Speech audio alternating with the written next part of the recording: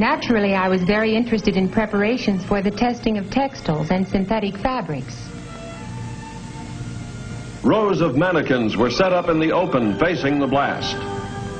Each item of clothing and each color had been carefully selected to give much needed survival information.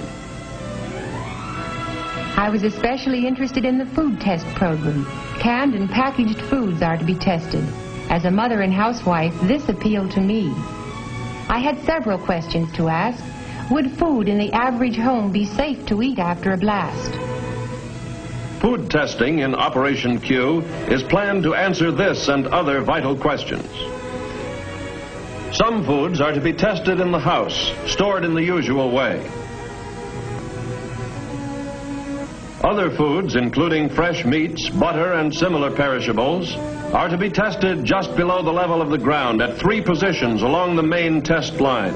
This will expose the food to high-intensity radiation without risking destruction of the containers.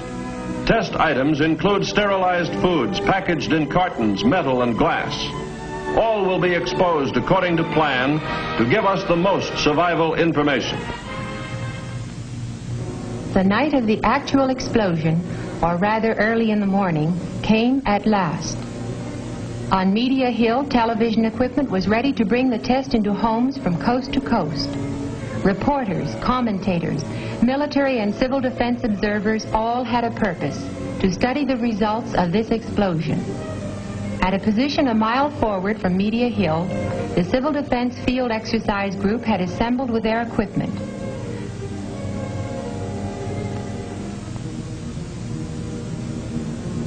A small group of civil defense volunteers were to occupy a trench relatively close to ground zero.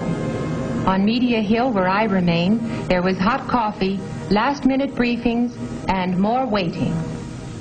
But it seemed no time at all before the loudspeaker warned, H-minus 1 minute. Put on your goggles. Observers without goggles must face away from the blast. On the silent desert, the test objects waited. H-minus 10 seconds. 9, 8, 7, 6, 5, 4, 3, 2, 1, 0.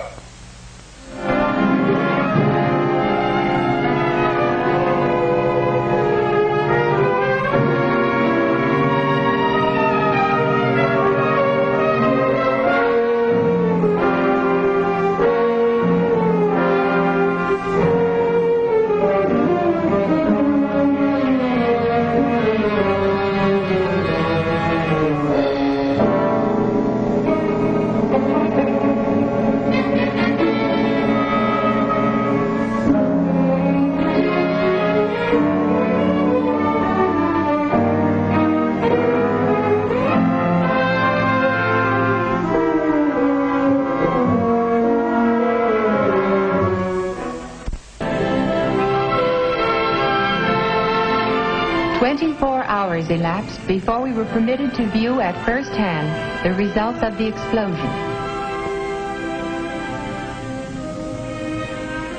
Let's see how the blast affected the houses. This is what remained of the masonry house that was not reinforced.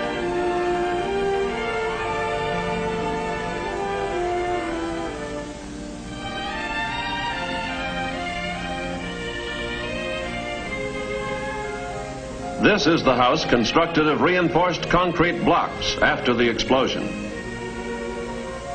Although the redesigned 2-story frame house was severely damaged, the structural improvements had strengthened its resistance considerably. As seen here, although basement shelters offered some degree of protection, they cannot be depended upon completely in potential blast areas. The reinforced bathroom shelter was standing intact beneath the ruins of the house, so this type also offered some degree of protection. The upper section of one unguided radio tower collapsed from the tremendous force of the blast. The guide tower was slightly twisted by a power pole which fell across one of the guy wires. Within the concrete radio house, equipment had been shaken up. But as soon as power was restored, the transmitter resumed broadcasting. The 18,000-gallon tank of liquefied petroleum gas was undamaged. Tests showed that even the connections were intact. The weighing and storage house was scattered across the desert, but the consumer-sized tanks were unharmed. Power lines and transformers suffered some damage, but most of the power poles were still standing or could be repaired. The power substation was not seriously harmed. Edison Institute personnel tested all lines and found the station to be operative. The food and cases of canned goods were taken away for laboratory tests. Do you remember this young lady? This tattoo mark was left beneath the dark pattern. And this young man, this is how the blast charred and faded the outer layer of his new dark suit. During all this activity, the mass feeding group was improvising to feed the test observers. I particularly remember some roast beef. It was done to perfection and roasted in cans which could have been salvaged from demolished buildings. I watched the people eating and realized that mass feeding is an important job in civil defense. I took a last look at the debris and devastation. This time it was only a test, a well-planned test, not a real attack. It was a test of the things we use in everyday life. Many lessons were learned from this test that affect civil defense planning. And it must be borne in mind that multi-megaton weapons would result in much greater damage over a larger area. All these factors must be considered as we plan for the survival of our homes, our families, and our nation in the nuclear age.